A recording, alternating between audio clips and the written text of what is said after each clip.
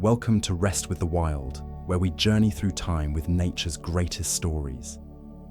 Tonight, we travel to one of the most remote wilderness regions on Earth, a place where winter lasts 8 months, where temperatures plunge to 40 below zero, where forests stretch unbroken for thousands of miles.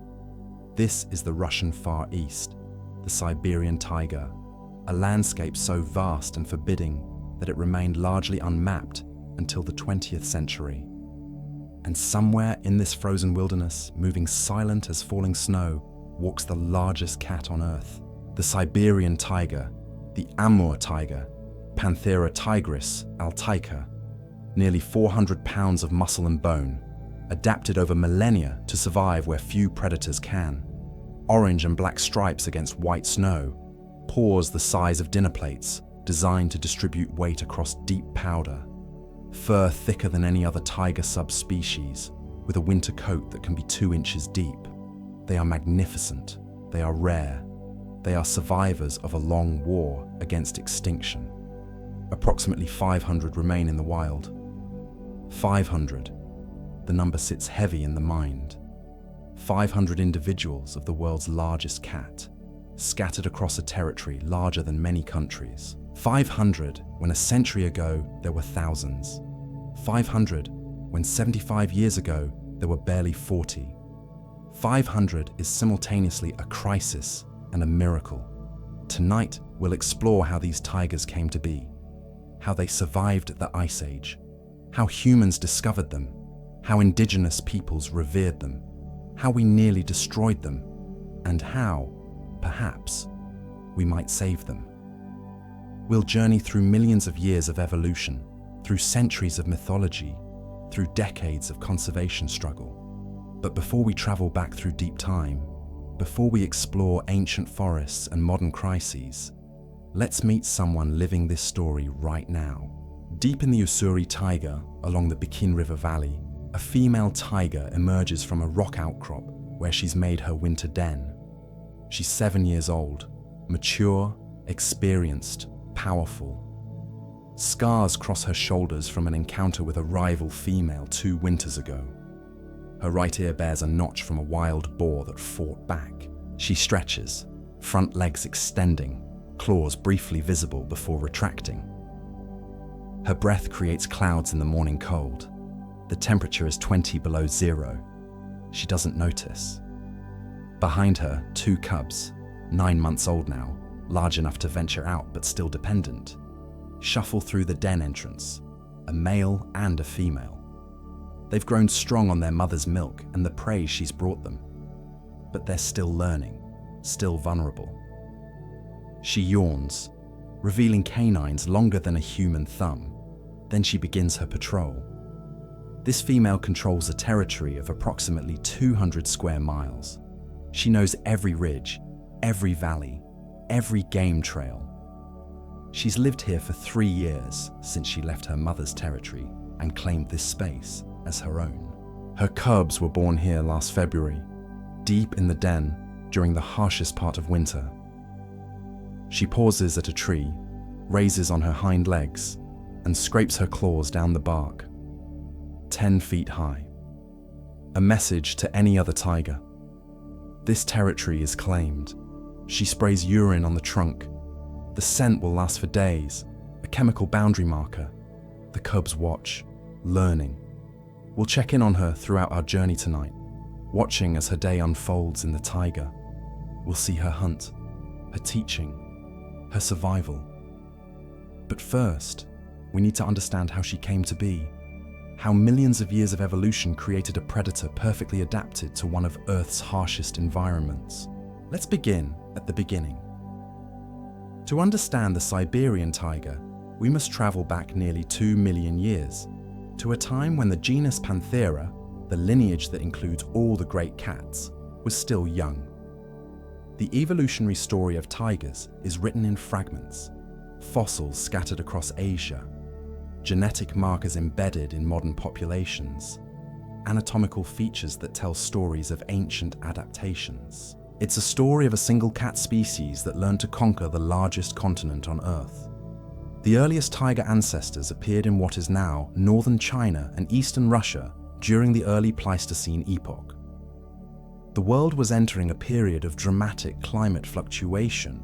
The ice ages were beginning. While other cat species remained in Africa or spread westward into Europe, one lineage moved north and east into territories where winter was not a brief season, but a dominant force. This required profound adaptation. Consider the challenge. Tigers evolved from ancestors suited to warm climates. The basic tiger body plan, the striped coat, the solitary hunting strategy, the ambush predation technique, was already established. But to survive in Siberia meant solving problems no other cat faced. First, temperature. A tiger's massive body is actually an advantage in cold climates. Bergmann's rule in biology states that animals in colder climates tend to be larger than their relatives in warmer regions. Why? Surface area to volume ratios. A larger animal has proportionally less surface area through which to lose heat.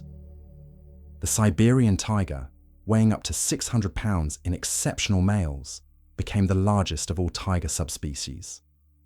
Size became survival. The fur adapted too. Where Bengal tigers in India might have short, sleek coats, Siberian tigers developed dense, double-layered fur. The undercoat provides insulation. The longer guard hairs repel moisture and snow. Around the neck and chest, this fur grows especially thick. A ruff that makes already massive animals look even larger. In the coldest months, their coat can reach 2.5 inches in depth. Even the paws evolved for their environment. Siberian tiger paws are broader than those of other subspecies, functioning like snowshoes. The pads are larger, the toes can splay wider, distributing their considerable weight across soft snow. Watch a Siberian tiger walk through deep powder and you'll see efficiency. They place their back paws precisely in the tracks made by their front paws, conserving energy, moving with minimal disturbance. The stripes themselves tell an evolutionary story. Orange and black against green might seem conspicuous, but in the dappled light of forests, light filtering through leaves, shadows creating vertical patterns, those stripes break up the outline of the cat. To prey animals like deer and wild boar, whose vision differs from human sight, a striped predator among the trees becomes remarkably difficult to detect. And in winter, those same stripes work against white snow when the tiger is moving through forests, where shadows and tree trunks create their own vertical patterns. The prey isn't looking at open snowfields. They're looking through trees, where contrast and broken patterns make even a 400-pound predator nearly invisible until too late. The skull adapted too. Siberian tigers have broader, more massive skulls than their tropical relatives. The sagittal crest, the ridge along the top of the skull where jaw muscles attach, is more pronounced. Stronger jaws for crushing through the thick winter coats of prey, for breaking through muscle and bone, for gripping struggling animals whose own survival instincts make them formidable opponents. Those canine teeth, 4 inches long, are precision instruments. They're not for chewing. Tigers don't chew. The canines are for killing. A tiger kills large prey with a bite to the throat, either crushing the windpipe or, more commonly, clamping down until the animal suffocates. For smaller prey, a bite to the back of the skull. The canines precisely positioned to slide between vertebrae or through the base of the skull. Death comes quickly. This might seem brutal, but evolution favors efficiency. A wounded animal that escapes represents wasted energy. A prolonged struggle risks injury to the predator. The tiger's killing technique is the result of millions of years of selection for swift, reliable lethality.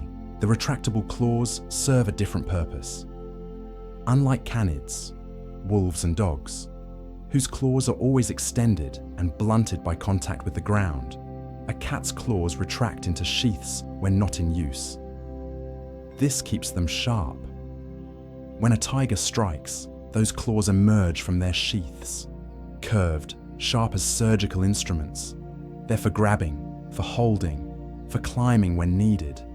A tiger can hook a running deer with one paw, bringing it down, can pin a struggling boar, can climb trees when young, though adults rarely do. They're simply too heavy. The sensory adaptations are equally impressive. A tiger's whiskers, those long white hairs around the face, are incredibly sensitive to touch. They extend to roughly the width of the tiger's body. When moving through dense forest at night, those whiskers detect obstacles, help the tiger navigate without sound. The whiskers above the eyes help protect those vital organs from branches and thorns. The eyes themselves are adapted for low light. Like all cats, tigers have a tapetum lucidum, a reflective layer behind the retina that bounces light back through photoreceptor cells, giving them a second chance to absorb photons. This is why cat eyes seem to glow in flashlight beams. That glow is reflected light. The trade-off is reduced visual acuity in bright conditions. But for a predator that hunts primarily at dawn, dusk, and night, the trade-off is worth it. A tiger's hearing is extraordinary. Those rounded ears can rotate independently, like radar dishes, pinpointing sounds with precision. They can hear frequencies up to 65,000 hertz, well into ranges that humans cannot perceive. A deer stepping on dry leaves 200 yards away, a wild boar rooting in undergrowth, the subtle sounds that mean food, and smell. While not as scent-oriented as canids, tigers still possess keen olfaction. They can smell prey, detect competitors, read the chemical messages left by other tigers. That urine sprayed on trees contains information: sex, reproductive status, how recently the tiger passed this way. It's a communication system that works across distance and time. All of these adaptations, size, fur, paws, teeth, claws, senses, combine to create an apex predator supremely suited to the Siberian environment. But these adaptations didn't appear overnight. They represent countless generations of selection where the tigers best suited to cold, to snow, to the particular prey available in these forests were the ones who survived to reproduce. The genetic evidence tells us that tigers originated in northeastern Asia, then spread outward. Some moved south and east, becoming the Indochinese and Malayan tigers. Some moved west and south, eventually reaching India and becoming the Bengal subspecies. Some crossed into the Indonesian islands, becoming Sumatran tigers. Some moved west into Central Asia, but the Siberian tigers stayed in the north. They became specialists in the harshest environment any tiger would face. As dawn breaks over the Beacon River Valley, those ancient adaptations prove their worth once again. Our female moves through her territory with purpose. The cubs follow, staying close. They've learned to walk in her tracks, exactly the energy-saving behavior their ancestors perfected millions of years ago. She pauses at a game trail, her head lifts, nostrils flaring. Scent. Deer passed this way, perhaps 2 hours ago. She can tell from the strength of the smell, from which scents are strongest. A small herd, 5, maybe 6 animals. Her ears rotate forward, listening. Nothing yet. Too early. Deer will be bedded down now, having fed through the night, but they'll move again. She knows their patterns, has studied them for 3 years. She marks a tree with her claws, long parallel gouges in the bark. The cubs watch, attentive. The male cub approaches the tree, sniffs it, then attempts his own mark. His claws barely scratch the surface. He's trying, learning. She makes no sound, offers no correction. This is how it's done: observation, imitation, practice. The territory she defends is rich in prey, but also in competition. Another female's territory borders hers to the north. They've met 3 times, always tension, once violence, those shoulder scars. To the south, a male's territory overlaps hers. This is acceptable, even necessary. Males have larger ranges, often overlapping with 2 or 3 females. He's the father of these cubs, though he takes no part in raising them. That's her work alone. She leads the cubs to a small stream, partially frozen. The water runs dark between sheets of ice. She drinks. The cubs drink. The male cub tries to bat at the water, intrigued by its movement. She allows it. Play is learning. But soon they must hunt. The cubs need food. She needs food. A tiger her size requires roughly 20 pounds of meat per day. With 2 growing cubs, the demand is higher. She must make a kill every week or so, enough to feed all 3 for several days. This morning she's hunting deer. She'll return to them throughout our journey. But first, we need to understand how humans discovered these magnificent cats and how scientific study revealed the tiger's secrets. The first recorded scientific encounter with Siberian tigers came not from Russian explorers, but from the indigenous peoples who had lived alongside these predators for thousands of years. Their knowledge was intimate, detailed, passed down through generations. But it was oral knowledge, not written. When European naturalists finally reached the Russian Far East in the 19th century, they were astonished by what they found. The earliest European descriptions come from the 1700s. But these were second-hand accounts. Travelers' tales, hunters' stories, often embellished or confused. It wasn't until the 1800s that trained naturalists began documenting Siberian wildlife systematically. One early account comes from Karl von Dittmar, a Russian explorer and ethnographer who traveled through the Amur region in the mid-1800s. His journals describe enormous tigers, larger than any in India, with fur so thick they seemed to wear coats. He noted how local peoples tracked them, respected them, feared them, but rarely killed them. The first scientific specimen, a preserved skin and skull sent back to St. Petersburg, arrived in 1844. The naturalist who examined it, Johann Friedrich von Brandt, recognized immediately that this was something different from tropical tigers. The skull was broader, more massive. The fur was extraordinarily dense. He classified it as a distinct subspecies, Panthera tigris altaica, named for the Altai Mountains, though this was a geographic misnomer. These tigers didn't live in the Altai, but the name stuck. Through the late 1800s, as Russian expansion into the Far East accelerated, scientific knowledge of tigers grew. Naturalists accompanied military expeditions, trading missions, railroad surveys. They collected specimens, took measurements, recorded observations. Vladimir Arseniev, a Russian military officer and explorer, wrote extensively about tigers in the early 1900s. His book, Dersu Uzala, includes numerous tiger encounters. Arseniev traveled with indigenous guides through the Ussuri taiga, and his writings show a deep respect for both the people and the predators of that region. He described tigers as the true masters of the taiga, noting their territories, their hunting methods, their interactions with other wildlife. One of Arseniev's accounts describes finding a tiger kill, a wild boar, its neck broken, cached under snow and branches. He observed how the tiger returned to feed over several days, how it buried the carcass between feeding sessions to protect it from scavengers. This was early ethology, the study of animal behavior in natural settings, though it wouldn't be formalized as a scientific discipline for decades. But scientific study was hampered by the sheer difficulty of observing tigers. These are solitary, secretive animals, moving through one of the most inhospitable environments on Earth. Unlike African lions on open savanna, Siberian tigers disappeared into forests where visibility measured in yards, not miles. They were primarily nocturnal. They covered vast territories. Finding one required weeks of tracking through brutal conditions. The early 20th century brought both better documentation and catastrophe.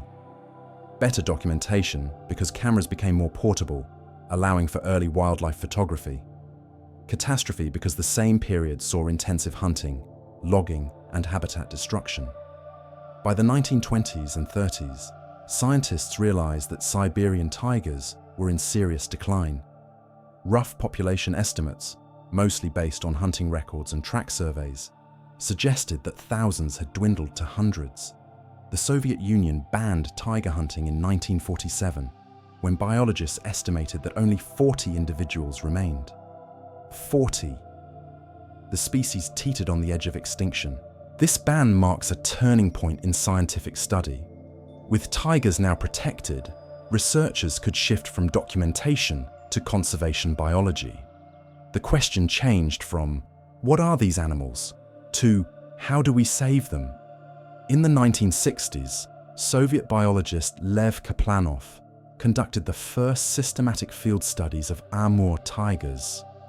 He spent years in the Sikhote-Alin Mountains, tracking tigers through winter snow, documenting their territories, their prey selection, their movements. His work established that male tigers required territories of roughly 200 square miles, females about half that. He documented their preference for certain prey, primarily red deer and wild boar, and their avoidance of human settlements. Kaplanov's work was dangerous. He traveled alone or with a single assistant through territory where tigers were not habituated to benign human presence. On one occasion, his notes describe being stalked by a tiger for nearly 2 miles. He knew he was being followed, could see tracks appearing behind his own, but never saw the cat itself. Eventually, the tracks veered away. Whether the tiger decided he wasn't prey or simply lost interest, he never knew. Through the 1970s and 80s, research intensified. Radio telemetry, the practice of fitting animals with radio collars and tracking their movements, revolutionized tiger study. For the first time, researchers could follow individual tigers for months or years, documenting their actual territories, their hunting success rates, their interactions with other tigers. One of the pioneers of this work was Maurice Hornocker, an American wildlife biologist who collaborated with Russian researchers in the 1970s-90s after the Soviet Union collapsed and international cooperation became possible. Hornocker's team captured and collared multiple tigers, gathering unprecedented data. They learned that Siberian tigers are remarkably tolerant of cold, remaining active in temperatures that would kill most large predators. They documented hunting success rates, roughly 10%. For every successful kill, 9 attempts failed. This meant tigers had to be both patient and opportunistic, taking advantage of any chance that presented itself. They learned about tiger communication. Those claw marks on trees, the urine spraying, even vocalizations. Tigers aren't entirely silent. They make a sound called a pruston, or chuff, a non-threatening vocalization made by blowing air through the nose. Mother tigers use it with cubs. Tigers use it with potential mates. It's a friendly sound, a rarity in the largely solitary lives these cats lead. The research revealed unexpected findings. Siberian tigers, despite their size and power, avoid unnecessary conflict. When territories overlap with other predators, wolves, leopards, bears, tigers don't automatically attack. They typically avoid confrontation. Energy conservation matters. A fight, even if won, risks injury. Injury means reduced hunting efficiency. Reduced hunting efficiency means starvation. But researchers also documented cases where tigers killed wolves and bears. These weren't predation. Tigers don't eat other predators, but competition elimination. A bear at a tiger's cached kill. A wolf pack in a tiger's territory. In these cases, the tiger's response could be lethal. The message was clear. This territory has a master. Modern research has expanded to include genetic studies. DNA analysis of tiger populations reveals fascinating patterns. Siberian tigers have lower genetic diversity than other tiger subspecies, a genetic bottleneck resulting from their near extinction in the mid-20th century. When a population drops to 40 individuals, genetic diversity plummets. Every tiger alive today descends from those 40 survivors. This low genetic diversity brings concerns. Reduced genetic variation can mean reduced fitness. increased susceptibility to disease, lower reproductive success. Conservation geneticists monitor this carefully, looking for signs of inbreeding depression. But there's also resilience in the data. Despite the genetic bottleneck, Siberian tigers remain healthy, strong, capable. The population has grown from 40 to 500 in 75 years. That's biological success by any measure. Trail cameras have become another crucial tool. These motion-activated cameras, placed throughout tiger habitat, capture images of passing animals. Each tiger's stripe pattern is unique, like a fingerprint, allowing researchers to identify individuals. By analyzing thousands of trail camera images, scientists can estimate population sizes, track individual movements, identify breeding females. Recent studies have used these techniques to map the entire Siberian tiger population. We now know there are approximately 540 tigers in the wild, with about 95% in Russia's Far East and 5% across the border in China. We know the population is slowly growing, roughly 4% per year. But that growth is constrained by available habitat and prey. Scientific study has transformed our understanding of Siberian tigers, from mythical beasts to comprehensible, if still mysterious animals. We know their caloric requirements, their territory sizes, their genetic structure, their prey preferences, their communication methods, their social organization. But knowing them scientifically is only part of the story. Long before naturalists studied tigers, people lived alongside them, creating myths and meanings that still echo today. Mid-morning, and our female has led her cubs to the edge of a clearing. Here the snow lies deep and undisturbed. The cubs bound through it, chest deep, learning how their large paws help them move. The male cub leaps, trying to pounce on his sister. She dodges. They tumble together, a tangle of stripes and legs and soft growls. Their mother lies at the clearing's edge, watching, alert but resting, conserving energy. Her green eyes scan the forest constantly. Those ears rotate, catching every sound. A raven calls from the treetops. She glances up, then dismisses it. Not a threat. Ravens often follow predators, hoping to scavenge scraps. The cub's play is adorable to human eyes, but it serves serious purpose. They're practicing the movements they'll need to hunt: the pounce, the grab, the bite. The female cub pins her brother, teeth clamping gently on his neck, exactly where they need to go to kill. Their mother allows them 15 minutes of play. Then she stands. The cubs recognize the signal. Play ends. They trot to her, falling into line behind her massive form. She leads them deeper into her territory, toward an area where deer frequently browse. She's hunting in earnest now. The cubs must learn to be silent. They try. The male cub steps on a branch hidden beneath snow. It cracks. The sound carries through the still forest. She stops, looks back. He freezes, understanding his mistake. She continues, more carefully now. The cubs follow, stepping where she steps, learning the ancient art of silent movement through forest. Ahead, through the trees, a red deer browses on bark. The deer is focused on feeding, unaware. The female tiger sinks lower, her massive body somehow compressing, becoming smaller. She moves forward. One step, pause.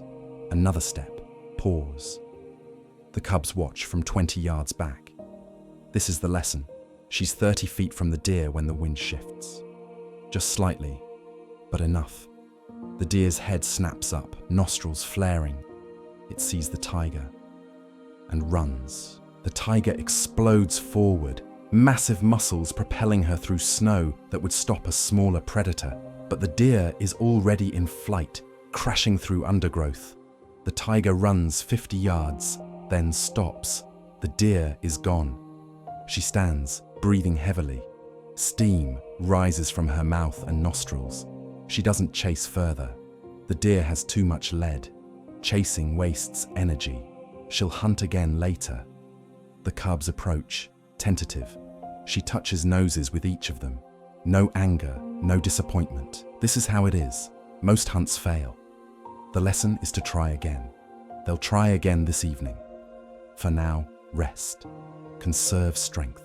She leads them to a sheltered spot beneath a fallen log where snow hasn't penetrated. They settle together. The cubs sleep. She remains watchful. In the forest, life continues. The deer will live another day. The tiger will need to kill another day. The ancient equation of predator and prey, unchanged by millennia, continues to balance. But humans added something new to this equation, not just hunting pressure, though that came too. First came story. First came meaning. First came the transformation of tiger from animal to symbol. Long before Russian explorers reached the Far East, before scientific names and conservation efforts, indigenous peoples of the Amur region lived alongside tigers. Not merely alongside, intertwined. Their lives and tiger lives overlapped in the same forests, followed the same valleys, tracked the same prey, and from this proximity came reverence.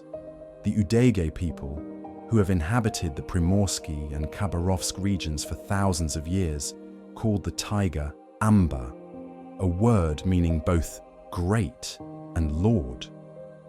To the Udege, the tiger was not simply an animal. It was the spirit of the forest given physical form, the guardian of the natural world, the judge of human behavior.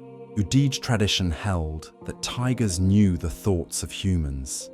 If a hunter approached with respect, the tiger would permit the hunt. If a hunter came with greed or cruelty in his heart, the tiger would punish. This wasn't superstition. It was a practical ethic encoded in spiritual terms. Respectful hunting meant sustainable hunting. Greed meant over-exploitation. The tiger, in Udege thought, enforced natural law. There were protocols. If a Udege hunter encountered fresh tiger tracks, he would stop, remove his hat, and bow. He would speak aloud, addressing Amba, explaining his presence in the forest. I am only hunting deer for my family. I mean no disrespect. I will take only what I need. Whether the tiger heard or not didn't matter. The ritual reinforced right action. If a hunter found a tiger kill, he would never take the meat. That was Amba's food. To steal from a tiger was to invite disaster. Not supernatural disaster, but practical consequence. A tiger robbed of its kill becomes a hungry tiger. A hungry tiger becomes dangerous. Some Udege hunters carried small carved representations of tigers. These weren't good luck charms in the Western sense. They were reminders, physical objects that kept the presence of Amba in the hunter's mind, ensuring he hunted with awareness and respect. Stories were told around winter fires, grandparents teaching grandchildren. The stories encoded ecological knowledge in narrative form. One tale speaks of a hunter who killed more deer than his family needed, planning to trade the extra meat. On his way home, loaded with deer carcasses, he encountered a tiger on the trail. The tiger sat directly in the path, blocking the way. The hunter tried to go around. The tiger moved to block him again. This happened 3 times. Finally, the hunter understood. He left one deer carcass on the trail and continued home. The tiger let him pass. The message, don't be greedy. The forest provides, but not for waste. Take what you need. The tiger watches. Another story tells of a child who wandered from the village and became lost in the forest at night. The parents searched desperately. At dawn, they found the child asleep against a large rock. In the snow around the child, a perfect circle of tiger tracks. The tiger had walked in a circle around the sleeping child through the entire night, keeping wolves away until the parents could arrive. The message, Amba protects the innocent. The forest is dangerous, but those without malice in their hearts may find unlikely guardians. Were these stories literally true? Perhaps some events inspired them. Perhaps they're metaphorical. The distinction didn't matter to the Udege. The stories taught ethics, ecology, and respect. They reinforced a relationship with the forest that allowed humans and tigers to coexist. The Nanai people, inhabiting regions along the Amur River, held similar beliefs.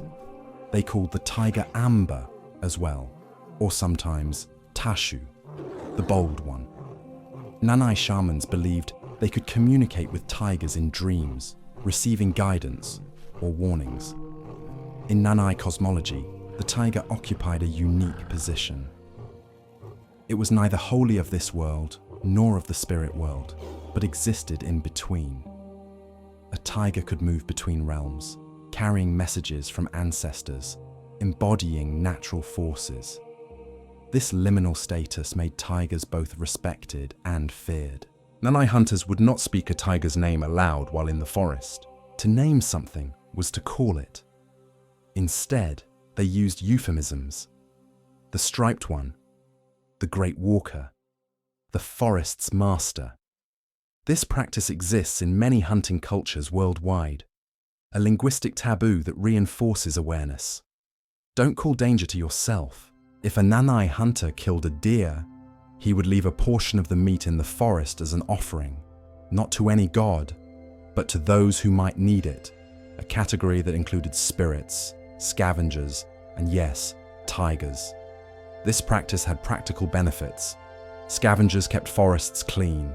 Well-fed scavengers didn't raid villages, and if a tiger found the offering, perhaps it would be less inclined to hunt near human settlements.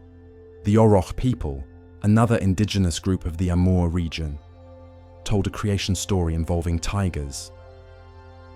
In the beginning, the story goes, there was only forest and darkness. The first tiger emerged from shadow itself, given form by the forest's need for balance. The tiger's job was to prevent any one species from growing too numerous, to keep the forest healthy.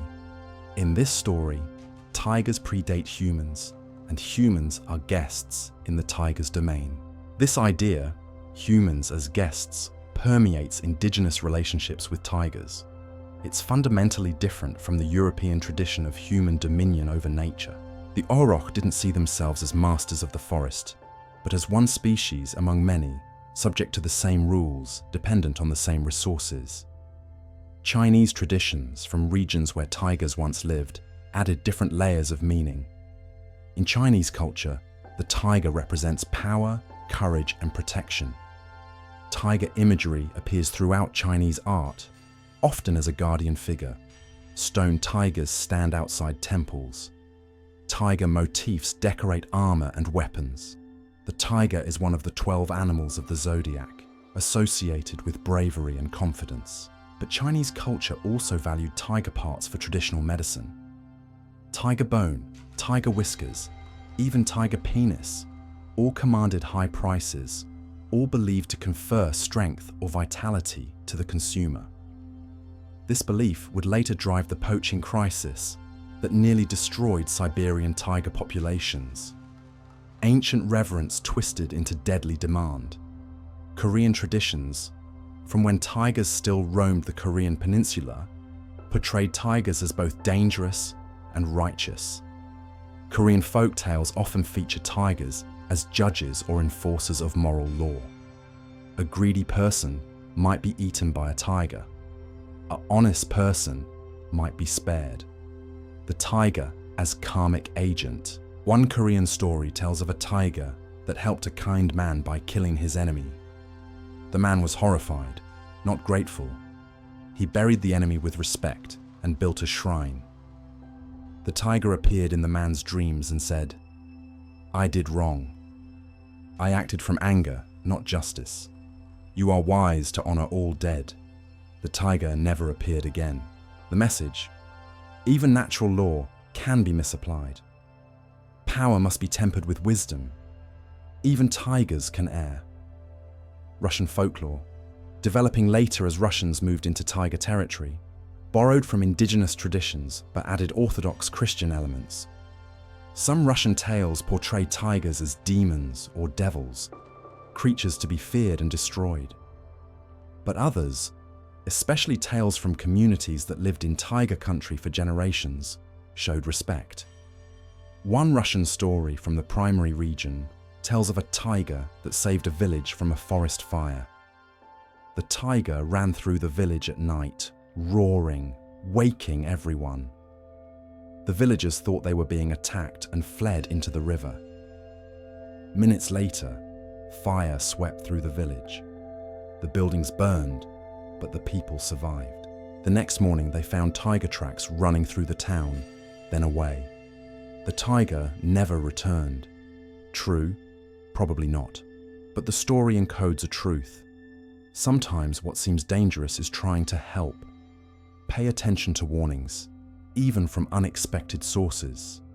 These stories, Udege, Nanai, Orosh, Chinese, Korean, Russian, created a complex cultural landscape where tigers were feared, respected, honored, and hunted.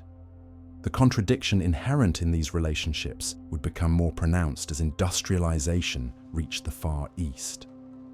Indigenous peoples developed sustainable relationships with tigers over thousands of years. They hunted the same prey. They occasionally lost livestock to tiger predation.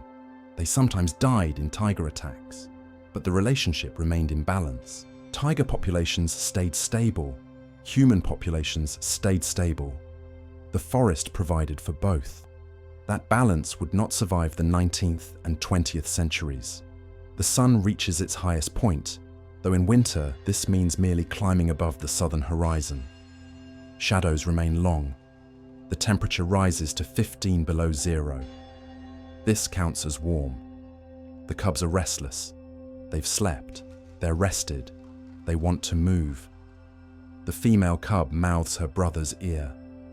He growls softly. They begin wrestling again, rolling in the snow. Their mother watches. This is good. They're healthy, energetic, developing. Both cubs have reached the age where survival becomes more likely.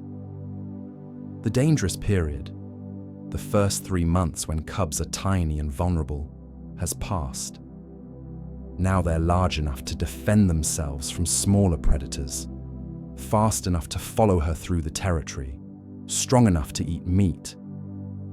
She remembers her own mother, the lessons learned, the hunting techniques demonstrated, the warnings given.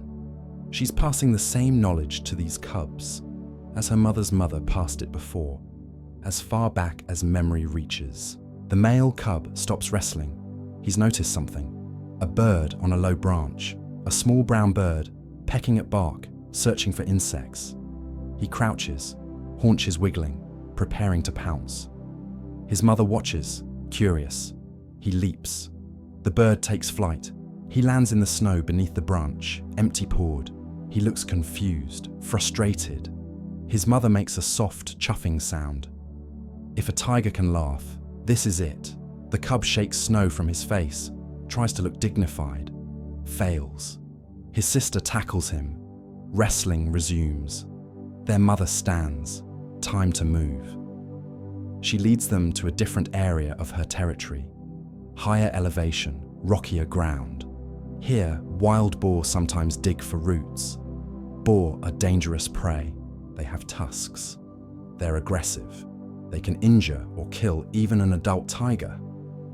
But they're also nutritious, slower than deer, and one boar can feed the family for days. She doesn't expect to hunt boar today, but the cubs need to see them, to learn what they smell like, sound like, to understand the difference between prey that runs and prey that fights. They move upward through the forest. The terrain grows steeper. The cubs struggle slightly. Their legs are still short compared to hers. She pauses frequently, letting them catch up. Near a rocky outcrop, she stops. Her head goes up. Scent. Fresh boar scent. She advances slowly, the cubs behind her. Around the outcrop, a sounder of wild boar. 7 individuals, rooting in an area where snow is thinner. 1 large male, several females, 3 juveniles. They're focused on feeding, grunting to each other, tusks churning frozen ground. The female tiger doesn't attack. She's not desperate enough to risk a fight with 7 boar, including that large male. Instead, she watches. The cubs watch with her. The boar suddenly sense them. The large male's head snaps up. He sees the tiger. He squeals a warning. The sounder bunches together, adults facing outward, juveniles in the center, defensive formation. The tiger and boar stare at each other. 30 yards separate them. Neither moves. This is the standoff. The tiger could attack, but the risk is high. The boar could charge, but the tiger could kill 1 or 2 of them. Both sides understand the mathematics of violence. The tiger turns away, not retreating, simply choosing not to engage. The boar hold their formation for several minutes, then gradually relax. The tiger and cubs move off. The lesson delivered. Know when to fight. Know when to walk away. Not every meal is worth dying for. They return to lower ground. Somewhere in this forest there will be easier prey. A deer separated from its herd, an elderly animal, a sick one. The tiger doesn't need heroic kills. She needs calories. As afternoon shadows lengthen, we leave them to their search. Meanwhile, we need to understand what happened when the traditional relationships between humans and tigers were shattered by industrialization, war, and greed. The 19th century brought catastrophic change to the Russian Far East. What had been a remote, sparsely populated region inhabited primarily by indigenous peoples became a target of Russian imperial expansion.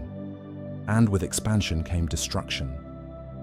The Trans-Siberian Railway, begun in 1891, connected the Far East to European Russia for the first time. What had been a journey of many months became a journey of days, and along the railway came settlers, soldiers, hunters, loggers, and industry. The forests that tigers depended on began to fall. Not small-scale harvesting, but industrial logging. Entire valleys cleared. The Korean pine forests, crucial habitat for deer and boar, which fed on pine nuts, were particularly targeted. Korean pine produces straight, strong timber, valuable for construction and export. As forests fell, prey populations declined. Deer and boar depend on mature forests for food and shelter. Clear-cut landscapes support far fewer ungulates. And with fewer prey animals, tigers face starvation. But it wasn't just habitat loss, it was direct killing. Tiger hunting became a sport among Russian nobility and military officers. A tiger skin represented prestige, proof of courage, and hunting prowess. Photographs from the early 1900s show groups of hunters posing with dead tigers, sometimes multiple tigers killed in a single expedition. The Tsarist government offered bounties for tiger pelts, treating them as vermin to be eradicated. The thinking mirrored European and American attitudes toward wolves and bears.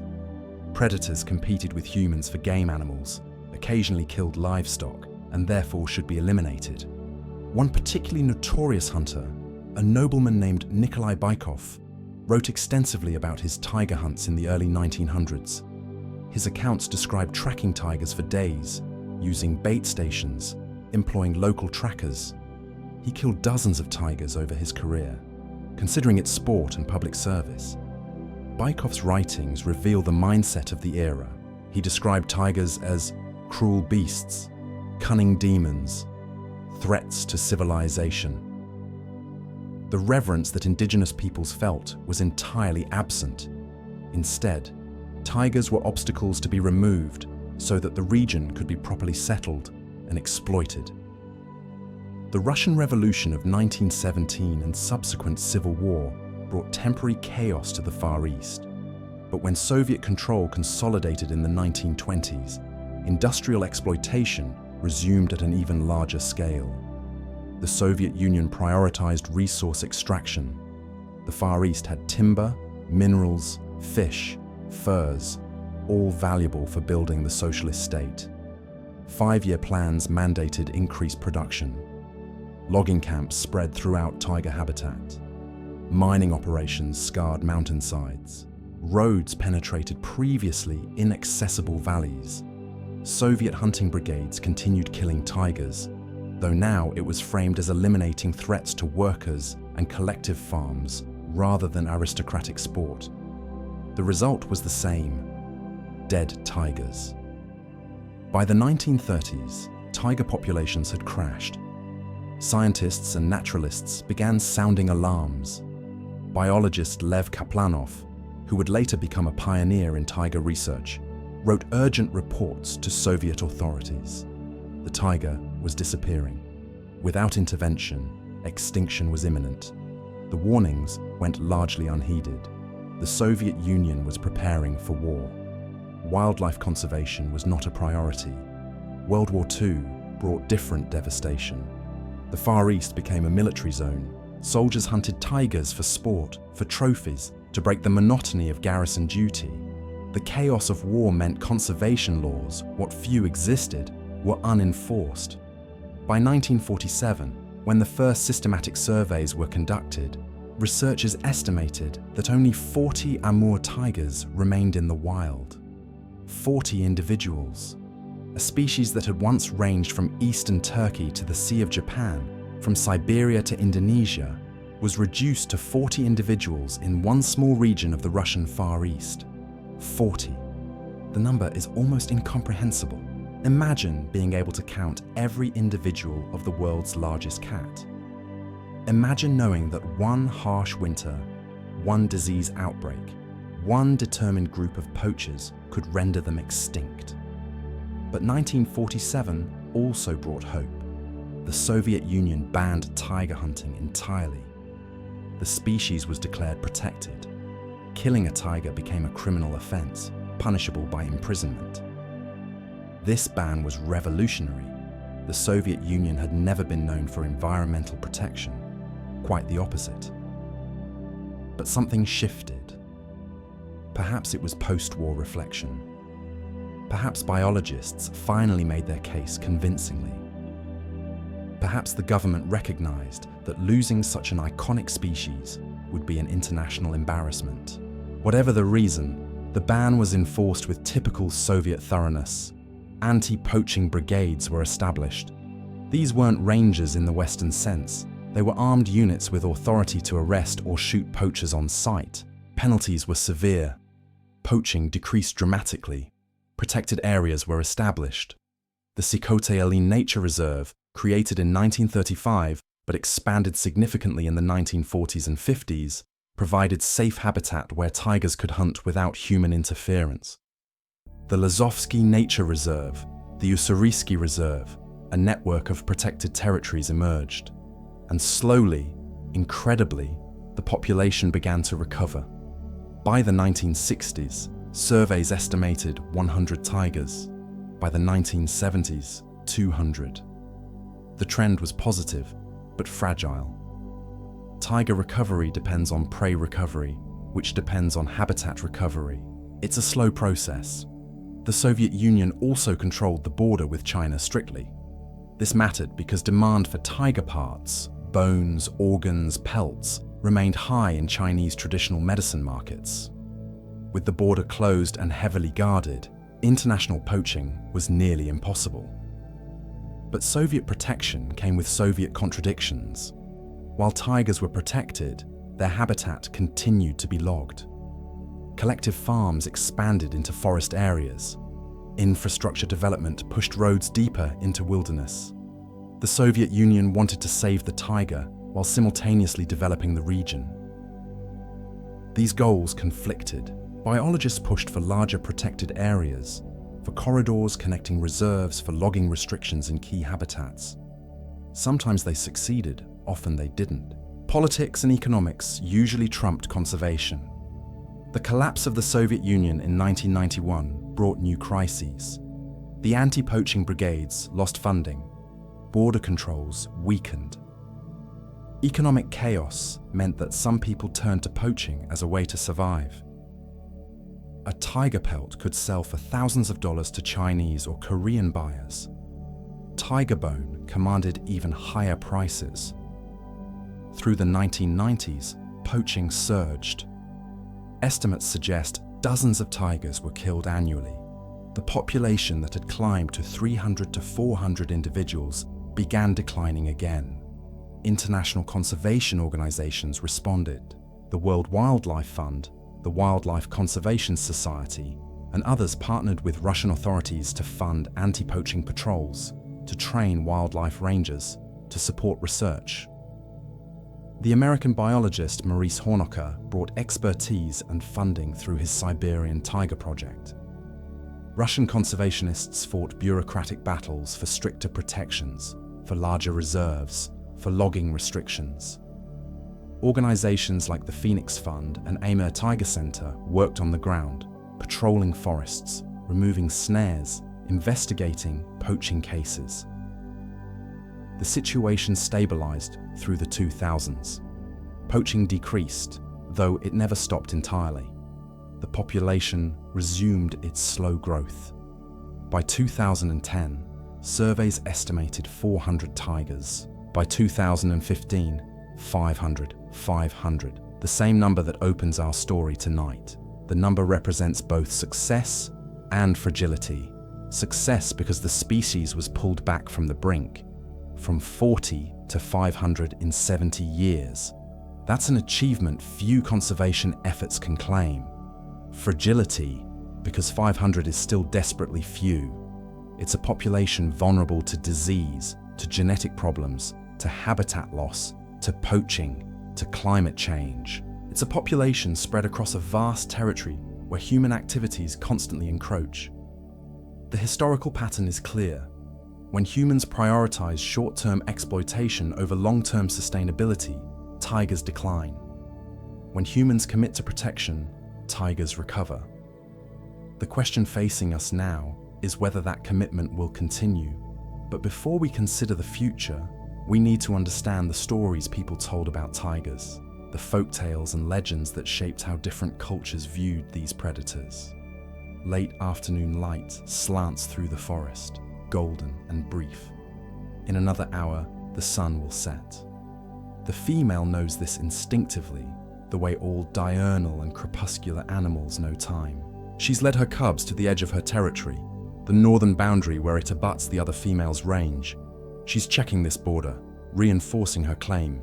Fresh scratches mark a tree, not her scratches. The other female passed this way recently, perhaps this morning. The scent markers are strong. The cubs sniff the tree with interest. They don't understand what they're smelling yet, but they're learning. This scent means not us. This scent means danger. The female tiger marks over the other female's marks. She rakes the tree with her claws, extending as high as she can reach. Then she sprays urine. The message is clear. This territory is occupied. The border is defended. Do not cross. She pauses, listening. Is the other female nearby? The scent is fresh enough that she could be. Minutes pass. No sounds. No movement. The other female is not interested in confrontation today. Good. Territory disputes between tigresses can be brutal. They have cubs to protect, resources to defend. Unlike male tigers, who can afford to be somewhat tolerant because their territories are larger and overlap with multiple females, female tigers brook no intrusion. That fight 2 years ago, the one that left scars on her shoulders, happened right here. The other female had crossed the boundary, pursuing a deer. The deer escaped. The tigers did not. They fought for several minutes, a blur of teeth and claws and fury, until both broke apart, bleeding. Neither won, neither lost. But the boundary was re-established. Since then, both females have respected it.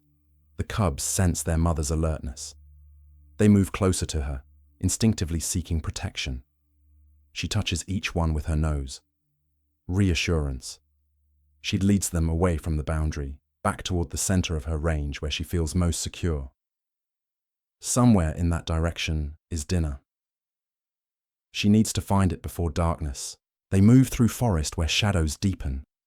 The cubs are getting tired. They've walked miles today, but they follow without complaint. Their mother sets the pace. They adapt. A sound. She freezes. The cubs freeze behind her. There, 50 yards ahead, movement through the undergrowth, something large. She advances slowly. The wind favors her, blowing from the prey toward her. She can smell it now. Deer, red deer, a single individual. The cubs understand to stay back. They crouch together, watching. She moves forward, using every scrap of cover, behind trees, through shallow depressions, never silhouetted against the sky, never making sound. The deer is browsing on low branches, pulling bark loose with its teeth. It's focused on feeding, unaware. She's 20 yards away, 15, 10. The deer's head comes up. It senses something. Prey animals develop instincts about being watched, but it's too late. The tiger covers the final distance in 3 bounds. The deer tries to run. She's on it before it takes 5 steps. Her jaws close on its throat. Her weight bears it to the ground. It struggles, kicking, but she holds tight. Suffocation takes time. 2 minutes, 3. She doesn't let go, doesn't loosen her grip. Finally, the deer stops moving. She holds on for another minute, ensuring death, then releases. She stands over the kill, panting. Steam rises from her mouth and from the deer's body, blood hot against snow. The cubs approach, tentative. She chuffs at them. Permission granted. They rush forward, eager. She lets them investigate the kill, sniff it, chew at it.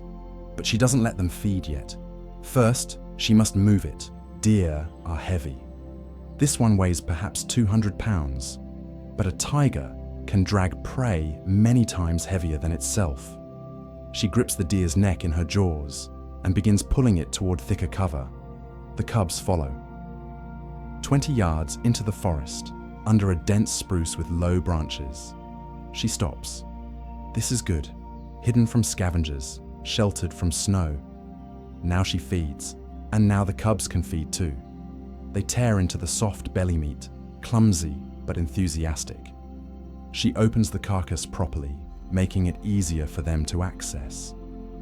For the next hour, as daylight fades, the family feeds. This kill will last them several days. Tomorrow, they'll return to feed again. The day after, until only bones remain. This is success. This is survival. This is the moment everything evolved toward. Calories consumed, energy restored, life continuing. As evening settles completely, she leads the cubs away from the kill site to rest. They'll sleep a few hundred yards distant, returning in the morning. Leaving the kill overnight reduces the chance they'll be discovered by scavengers or by humans. While they rest, let's explore the stories humans told about moments like this. The folk tales that tried to make sense of the tiger's power, mystery, and danger. Throughout the regions where tigers lived, people created stories to explain, understand, and teach about these powerful predators. Folk tales served multiple purposes: entertainment during long winters, moral instruction for children, encoded knowledge about tiger behavior, and ways to process the fear of living near apex predators. Russian folk tales from the Far East often portrayed tigers as agents of fate or karma.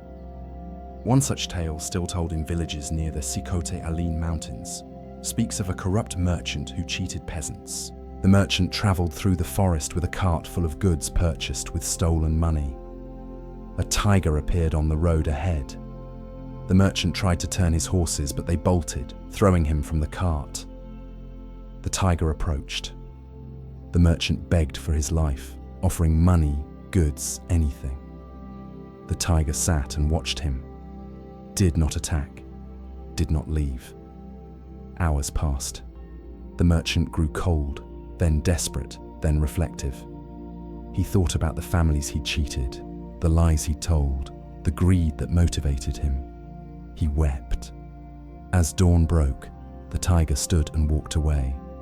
The merchant returned to his village, gave away all his possessions, and spent his remaining years helping the poor. The tale's message: tigers can see into human hearts. Facing death reveals truth. Redemption is possible. Another Russian tale tells of two hunters who entered the forest. One hunter was experienced and respectful, always thanking the forest for what it provided. The other was arrogant, claiming he feared nothing. They encountered a tiger. The respectful hunter slowly backed away, keeping his eyes down, showing no threat. The arrogant hunter raised his rifle and fired. He missed. The tiger charged. The arrogant hunter ran. The tiger pursued. The respectful hunter, safe behind a tree, did not intervene. The arrogant hunter was found days later, alive but shaken, hiding in a cave. The tiger had chased him for miles, then left him, taught him fear, taught him humility. The lesson: respect the forest's power. Arrogance leads to danger. Humility provides safety. Chinese folk tales added layers of supernatural elements. One famous story tells of a scholar traveling through mountain forests. Night fell before he reached the next village. He took shelter in a ruined temple. During the night, a beautiful woman appeared, asking to share the fire. They talked through the night. She spoke of the forest, of stars, of time. At dawn, she thanked him and left. Later in the village, he described the woman. The villagers grew quiet. "You met the mountain lady," they said. "That's the white tiger's spirit. She only appears to those pure of heart. You are blessed." In the tale's various versions, the scholar either gains wisdom, finds fortune, or dies peacefully years later with a smile on his face, as if seeing an old friend. The message embedded is complex. Tigers transcend physical existence. Some represent spiritual forces. Beauty and danger intertwine. Nature offers gifts to those who appreciate it. Korean tales often featured tigers as tricksters or judges. One story tells of a tiger who could speak human language. A hunter encountered this tiger, and the tiger proposed a deal. "I'm very hungry. Let me eat you, and in return, I'll tell you a secret that will make your family prosper for generations." The hunter, understandably reluctant, tried to negotiate. "Tell me the secret first, then I'll decide." "That's not how bargains work," said the tiger. "Trust must come before reward." "If I trust you, I'll be dead," said the hunter.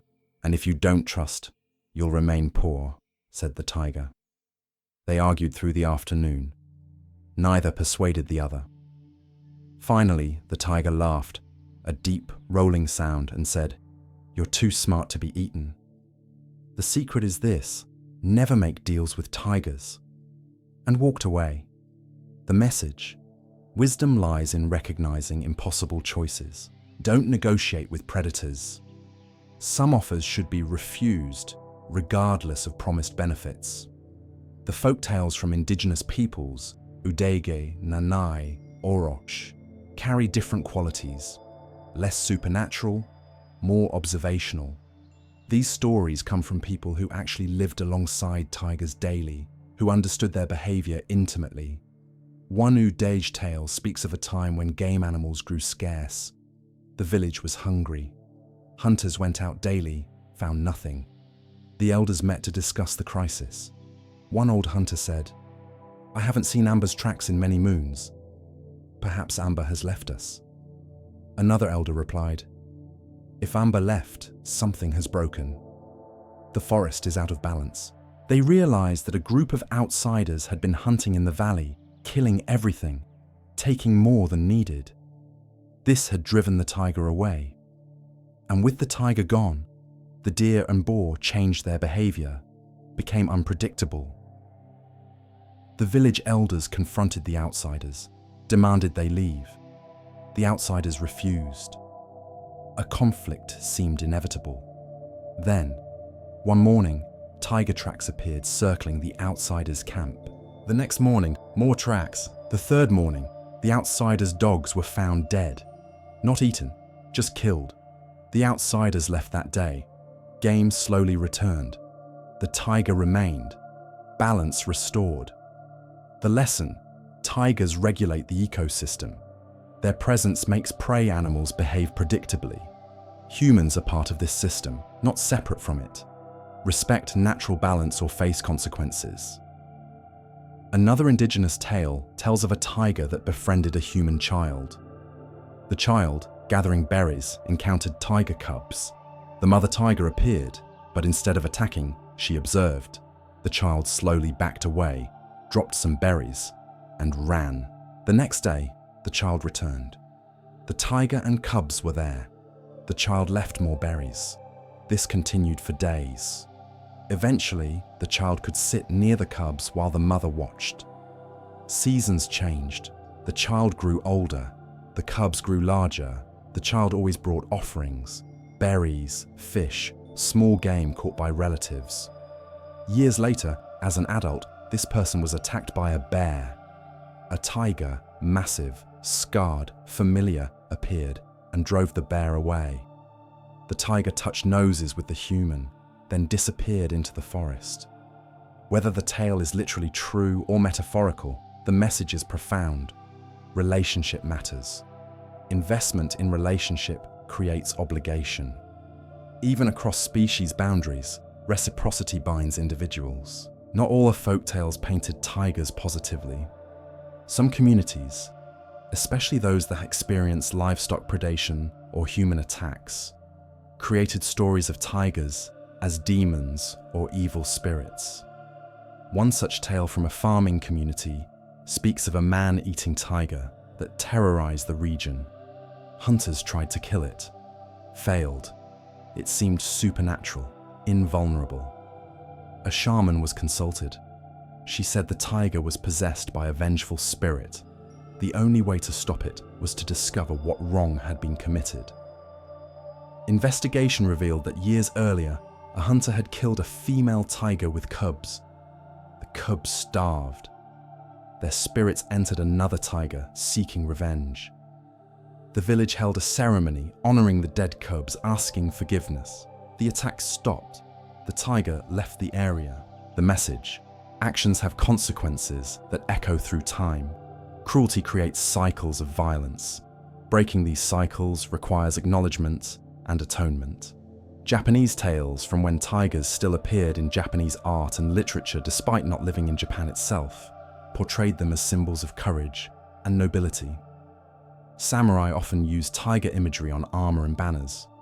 The tiger represented warrior virtues: strength, strategy, solitude. One Japanese tale tells of a ronin, a masterless samurai, who encountered a tiger while traveling through mountains. The ronin drew his sword. The tiger crouched to spring. They stared at each other. Neither moved. Hours passed. Both remained absolutely still, testing wills, testing resolve. As the sun set, the tiger stood, bowed its head slightly, and left. The ronin lowered his sword. Later, the ronin was asked, "Why didn't you fight?" He replied, "We understood each other. Both of us were alone. Both of us were warriors. Neither of us needed to prove anything. Respect requires no blood." The message: true strength lies in restraint. Recognition of equality transcends conflict. The greatest victories are those not fought. These folk tales, spanning cultures and centuries, reveal how humans grappled with living near tigers. Some stories encode practical knowledge. Don't surprise a tiger, respect territory markers, be cautious near kills. Some encode ethics. Don't be greedy, honor agreements, protect the young. Some explore philosophy, the nature of courage, the meaning of respect, the relationship between predator and prey. But all of them, regardless of culture or message, share one commonality. They take tigers seriously, as threats, yes, but also as teachers, as mirrors reflecting human behavior, as forces worthy of respect. This stands in stark contrast to the industrial era's attitude, where tigers became merely resources to exploit or obstacles to eliminate. The folktales remembered what industrialization forgot. Humans and tigers share the forest. How we treat tigers reveals how we treat nature itself. Evening has deepened into night. Stars appear, bright, cold, uncountable. The temperature drops further, 25 below zero now. The female tiger and her cubs rest in a sheltered depression beneath an overhanging rock. The cubs sleep pressed against their mother, using her body warmth. She remains watchful, though she allows herself to relax slightly. The kill from earlier lies cached 200 yards away. She'll return to it in the morning. For now, rest, digestion, conservation of the energy she just consumed. But the male cub wakes. He stands, stretches, wanders a few feet away, exploring, testing independence. His mother watches but doesn't call him back. This is appropriate behavior for his age. He needs to start understanding that he's an individual, separate from her, capable of moving through the world alone.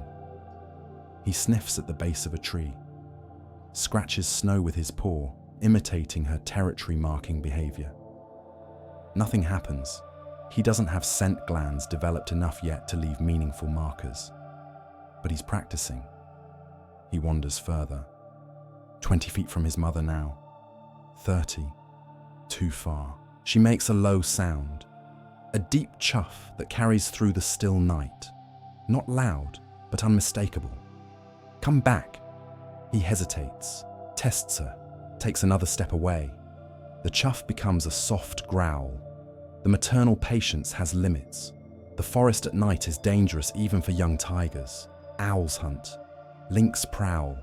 Adult male tigers sometimes kill cubs that aren't their own. The cub returns, though with adolescent reluctance.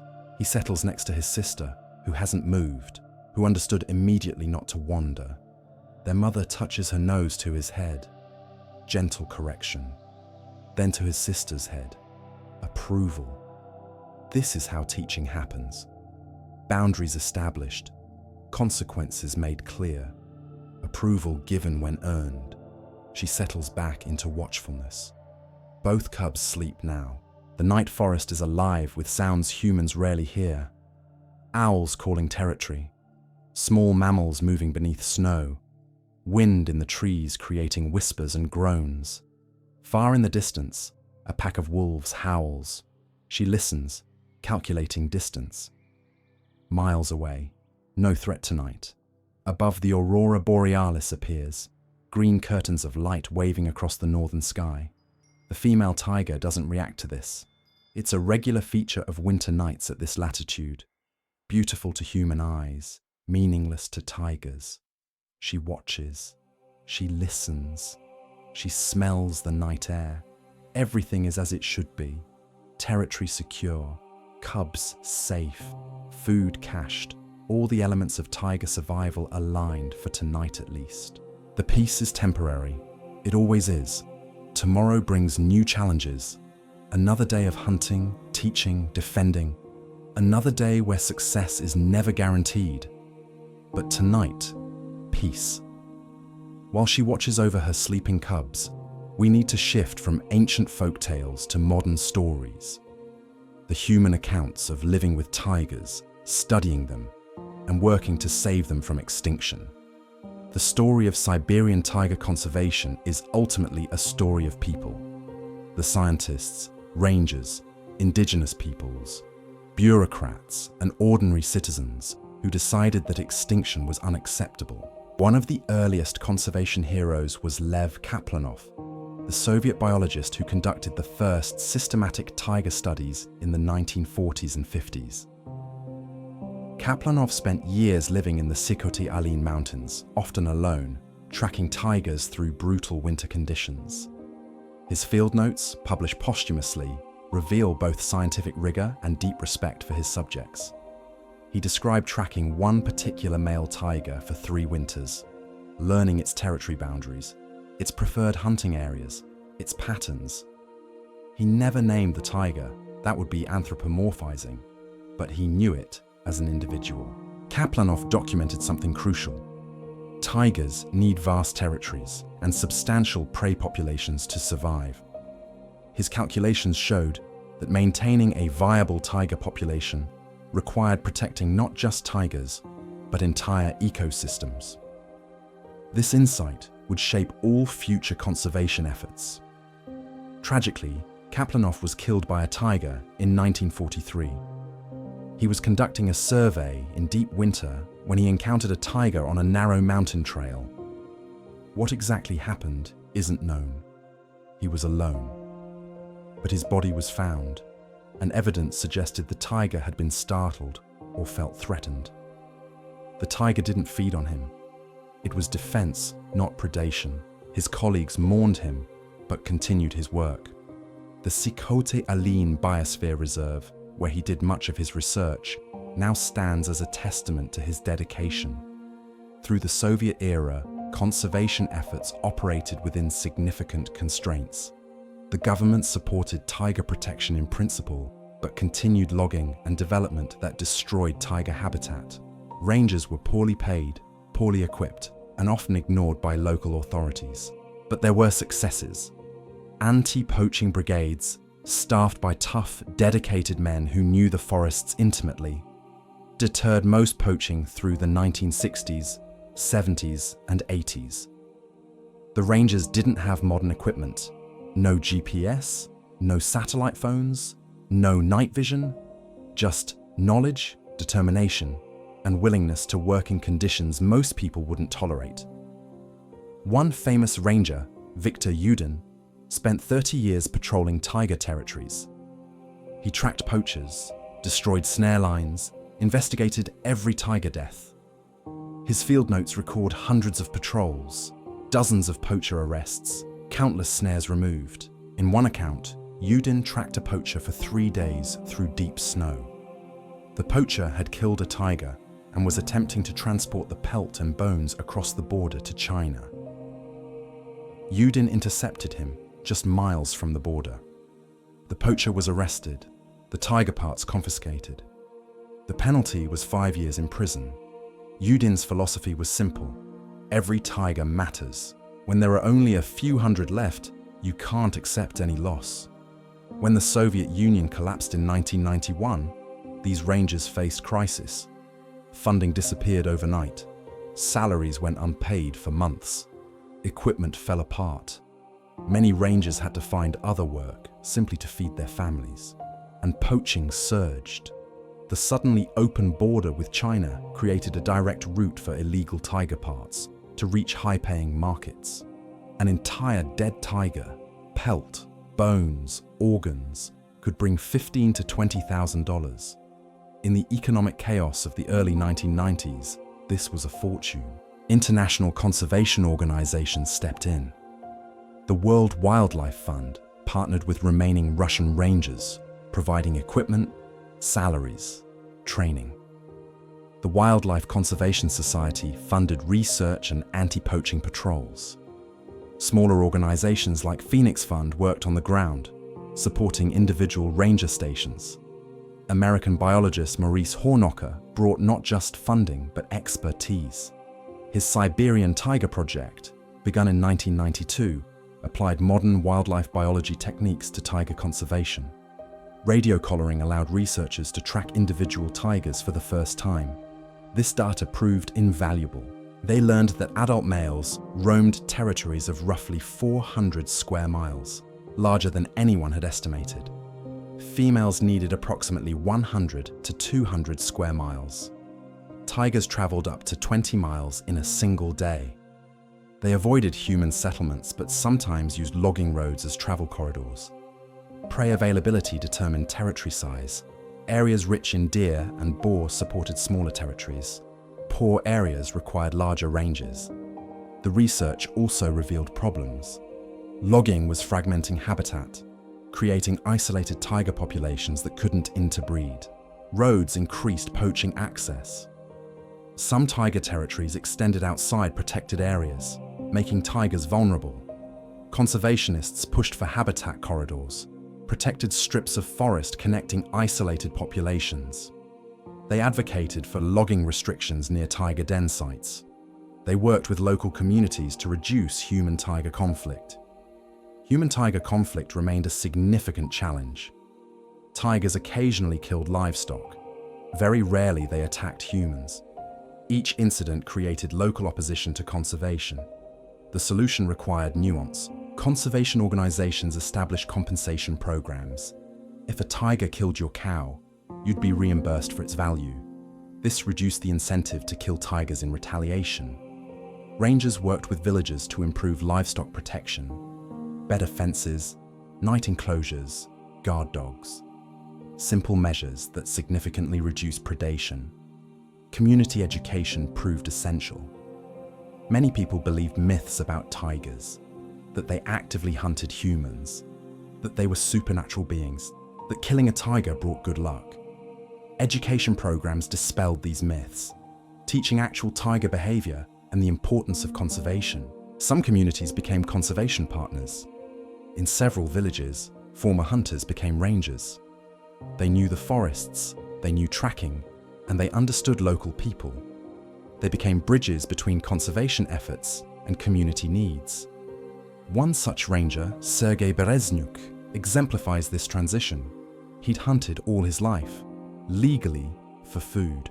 When he saw tiger populations declining in the 1990s, he joined Phoenix Fund as a ranger. Bereznuk spent 15 years patrolling tiger territories, investigating poaching cases, conducting surveys. He removed thousands of snare traps.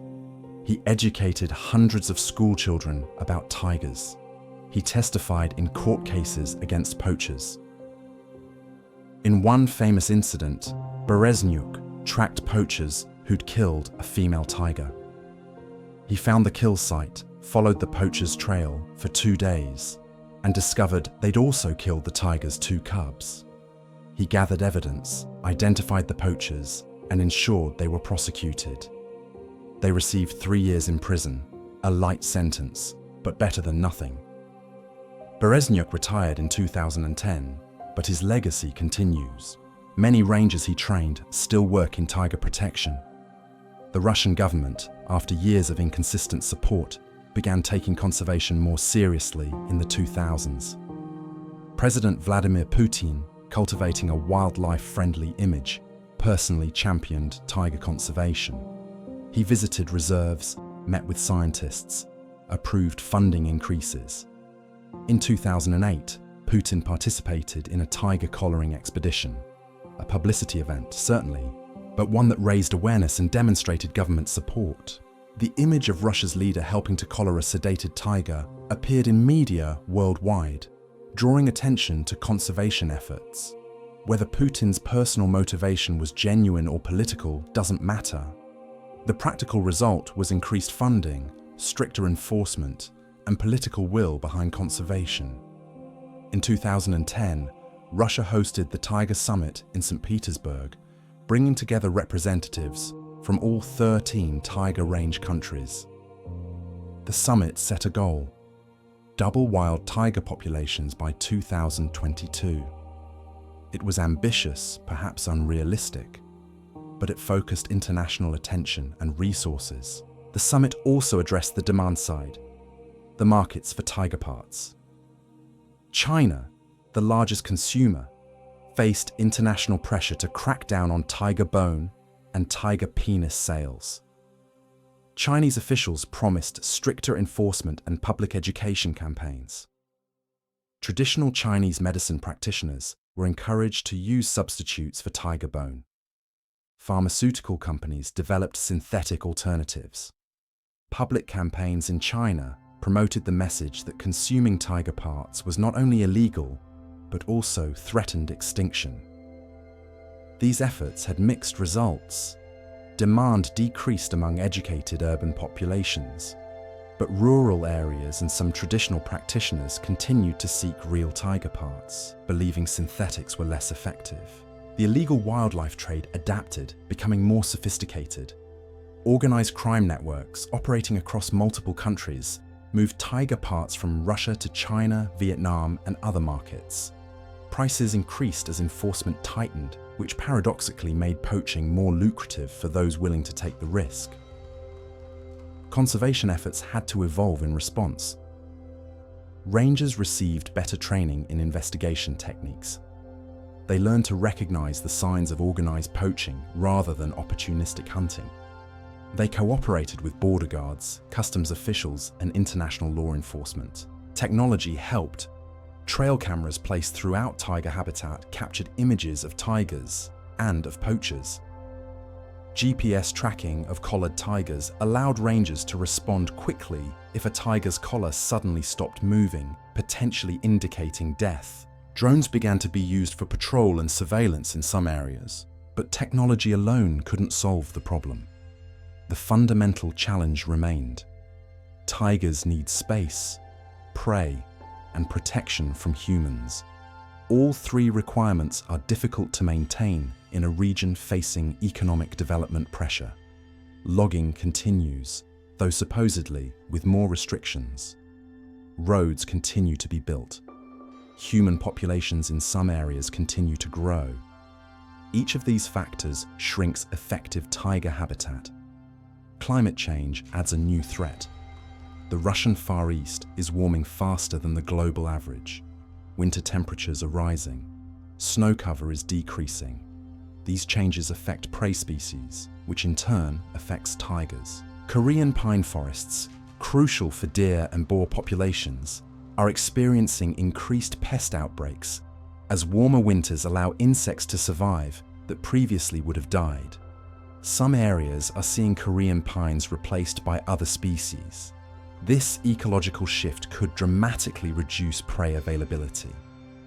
Scientists are monitoring these changes, trying to predict future impacts. The models aren't encouraging. If warming continues at current rates, significant portions of current taiga habitat may become less suitable within 50 years. But there are reasons for hope. The taiga population has remained stable or slightly increasing for 2 decades. Roughly 500 to 540 individuals represent the highest population in decades. Protected areas have expanded, new reserves have been created, corridors have been established, and some logged areas are being allowed to regenerate. The total area of protected taiga habitat is larger now than at any point since the 1930s. Cross-border cooperation with China has improved. China established its own taiga reserve along the Russian border and has been working to restore taiga habitat on their side. There's even evidence that tigers are beginning to recolonize parts of northeastern China, where they'd been absent for decades. In 2014, a young male tiger was documented in China, over 100 miles from the Russian border, the deepest penetration into China recorded in modern times. This individual, tracked by cameras for several months, demonstrated that tigers will recolonize suitable habitat if given the chance. International breeding programs for captive Siberian tigers have been successful. Dozens of zoos worldwide maintain populations with careful genetic management to preserve diversity. While captive tigers can't replace wild populations, captive animals lose survival skills within a generation. They serve as insurance against extinction and as ambassadors for conservation. Public awareness has grown dramatically. Tigers have become symbols of conservation success and need. School programs throughout Russia teach children about tigers. Tourist operations offer tiger tracking experiences, where visitors follow rangers on patrol. These programs generate income for local communities, creating economic incentives for conservation. The challenge now is maintaining momentum. Conservation fatigue is real. The crises are numerous: climate change, species loss, habitat destruction. And tigers are just one species among thousands in need. Funding is always insufficient. Political will can shift with leadership changes, but the people working in tiger conservation remain committed. The rangers still patrol, the scientists still research, the communities still protect, the international organizations still support. One story captures the spirit of modern tiger conservation.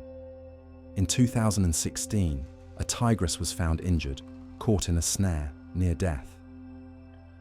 Rangers transported her to a rehabilitation facility, a harrowing journey of hundreds of miles with a sedated tiger in winter. Veterinarians spent weeks treating her.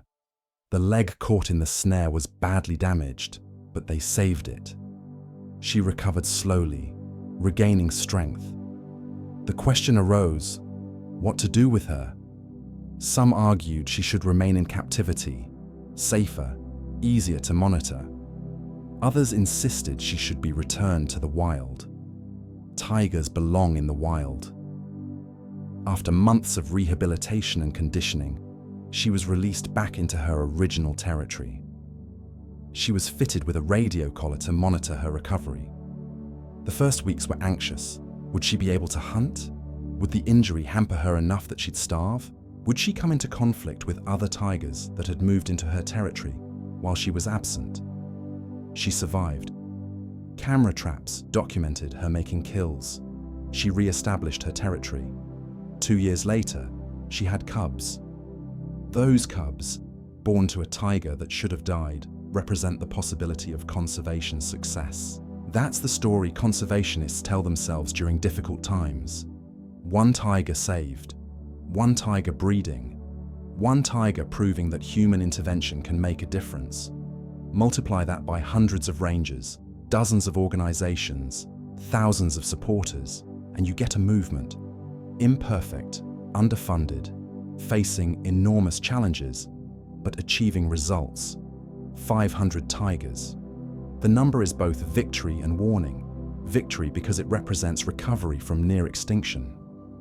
Warning because 500 is still desperately vulnerable. The next 50 years will determine whether Siberian tigers remain a presence in the wild or become merely a memory, surviving only in zoos and photographs. The outcome depends entirely on human choices. Which brings us to the central question this episode poses: can humans save them? Morning returns. The female tiger wakes before dawn, as she always does. The cubs stir beside her, yawning, stretching. Today's first task: return to the kill. She leads them through the dark forest, following scent and memory. 200 yards is a short walk, but she approaches cautiously. Scavengers may have found the carcass. They haven't. The deer remains where she cached it, covered in snow, untouched. She uncovers it and feeds. The cubs feed.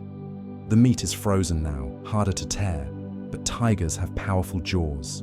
They manage. An hour of feeding. Then she leads them away again, back to shelter. They'll sleep through the day, digest, return to feed again in the evening.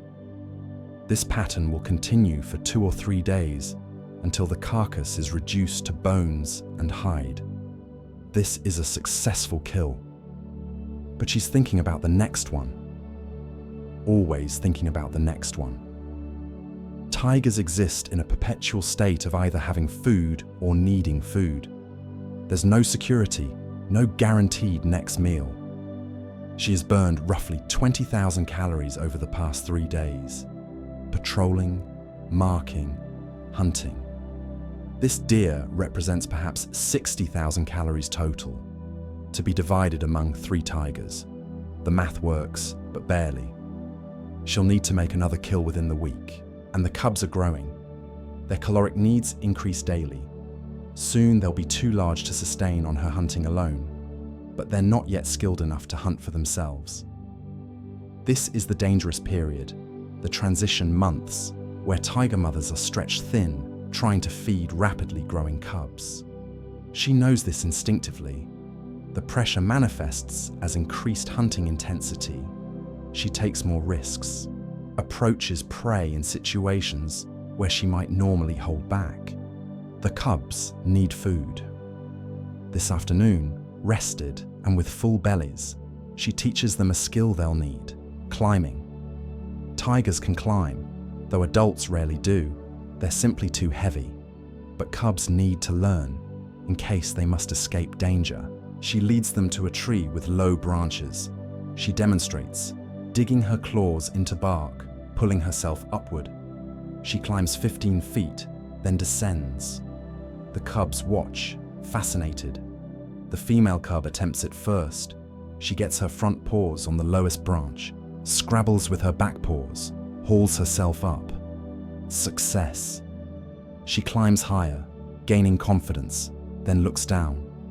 Suddenly uncertain. Height is disorienting. Her mother chuffs encouragement. The cub descends, clumsy but successful. The male cub tries. He's heavier, less graceful. He gets partway up, then falls. Lands in soft snow, unhurt but embarrassed. He tries again. This time makes it to the first branch. Their mother watches patiently. This is important. If they encounter a bear, climbing could save their lives. If they must cross a river during flood season, climbing gives them options. Climbing is survival. After an hour of practice, both cubs can manage the lower branches. Good enough for now. She'll bring them back to practice more tomorrow. As afternoon light fades, she leads them on a territorial patrol. She's checking the southern boundary now, where her territory abuts the adult male's range. She hasn't seen him in weeks. She needs to know he's still present, or if a new male has displaced him. A new male would be dangerous. Male tigers sometimes kill cubs sired by previous males, forcing the female back into estrus so he can breed her. She would defend her cubs, but a full-grown male outweighs her by 200 pounds. The fight might go either way. She finds his scent markers. Fresh. He's still here. She relaxes slightly. The cubs investigate his marks with interest. They don't understand yet, but they're learning what adult male tigers smell like. The female cub may encounter this same male years from now, when she's mature and seeking her own territory. Recognition then could prevent conflict. The male cub will eventually have to fight this male, or others like him, for territory and breeding rights. That's years away, but the education begins now. She leads them back toward the center of her range. Another day ending, another day survived.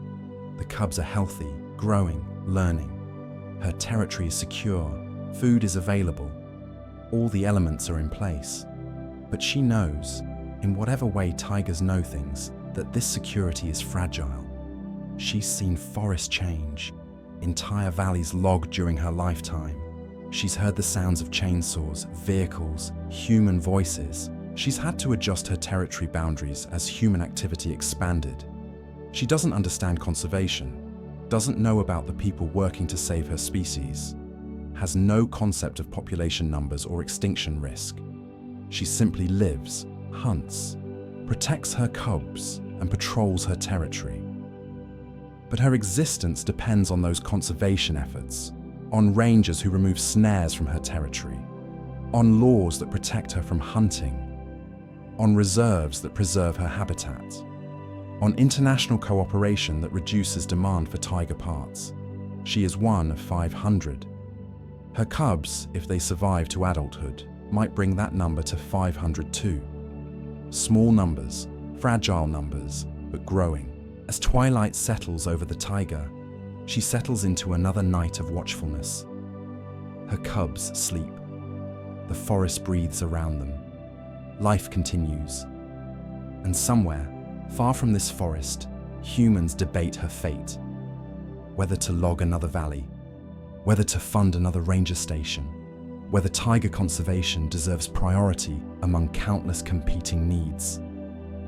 Her survival depends on those debates concluding in her favor. She doesn't know this. She simply lives, but we know. Which brings us to the final question. What do humans need to do to ensure tigers like her remain in the wild? 500 Siberian tigers. The number grounds our entire discussion. It's simultaneously a success story and a crisis point. The success is undeniable. From 40 individuals in 1947 to 500 today represents one of conservation's greatest achievements. Against the odds, in one of Earth's harshest environments, through political upheaval and economic chaos, the species survived. Barely, but survived. The crisis is equally undeniable. 500 individuals is not a secure population. It's vulnerable to disease, genetic problems, habitat loss, climate change, poaching, and simple bad luck. One harsh winter with reduced prey, one disease outbreak. one resurgence in poaching. Any of these could reverse decades of conservation work. So can humans save them? The evidence suggests yes, but only if we commit to doing what's necessary. What's necessary isn't mysterious.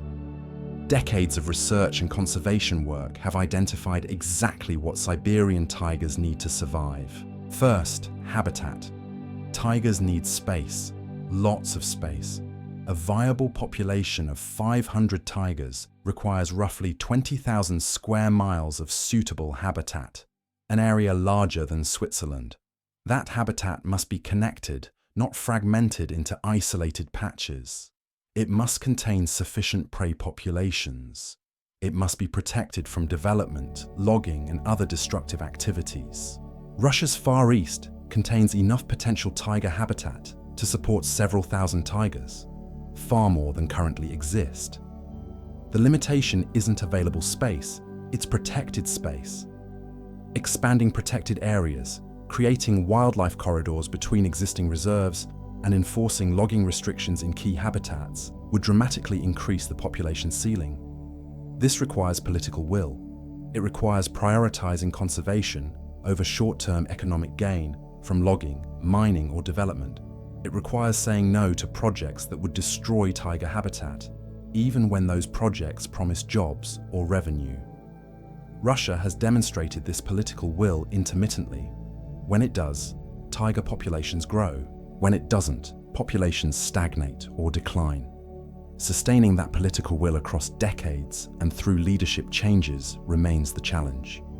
Second, prey. Tigers are obligate carnivores. They eat meat, roughly 20 pounds per day. For a population of 500 tigers, that means roughly 10,000 pounds of meat daily, or 3.5 million pounds annually. This requires healthy populations of deer, boar, and other ungulates. Prey populations depend on forest health. Mature forests with diverse plant species, particularly Korean pine producing nuts that deer and boar feed on, support more ungulates. Clear-cutting and even selective logging reduce prey density. Protecting forests protects prey. Protecting prey protects tigers. The chain is direct. Russia has made progress here. Hunting regulations for deer and boar have been strengthened. Some previously logged areas are regenerating. Poaching of prey species has decreased. These measures work, but they must continue. Third, protection from poaching. Tigers are worth more dead than alive in illegal markets. A complete tiger, bones, organs, pelt, whiskers, penis, everything, can bring $30,000 or more to a poacher. For someone living in a region where annual income might be $5,000, the temptation is enormous. Anti-poaching efforts must address both supply and demand. On the supply side, this means rangers patrolling tiger habitat, removing snares, investigating kills, arresting poachers, and ensuring meaningful prosecution. Russia has been relatively successful here. Anti-poaching patrols are well established. Most poachers face real consequences. The rate of known poaching deaths has declined, but poaching hasn't stopped. It never will completely. The goal is to reduce it to sustainable levels, fewer deaths than births. On the demand side, reducing the market for tiger parts requires international cooperation.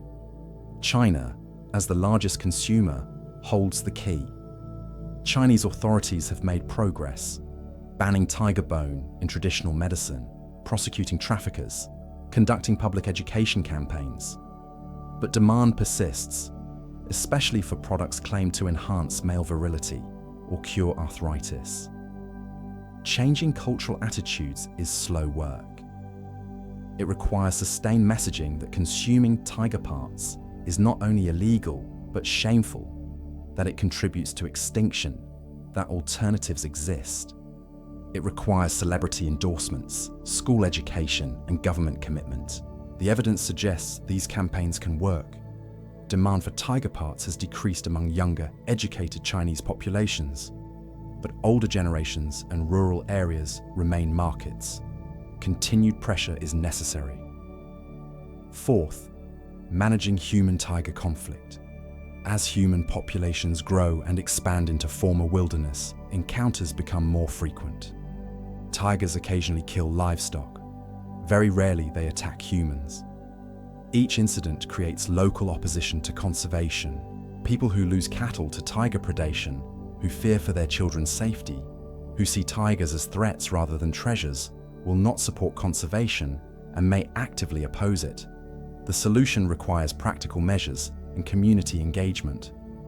Livestock protection programs, compensation for losses, rapid response teams for problem tigers, and education about actual risk levels all help. Most importantly, local communities must benefit from tiger conservation.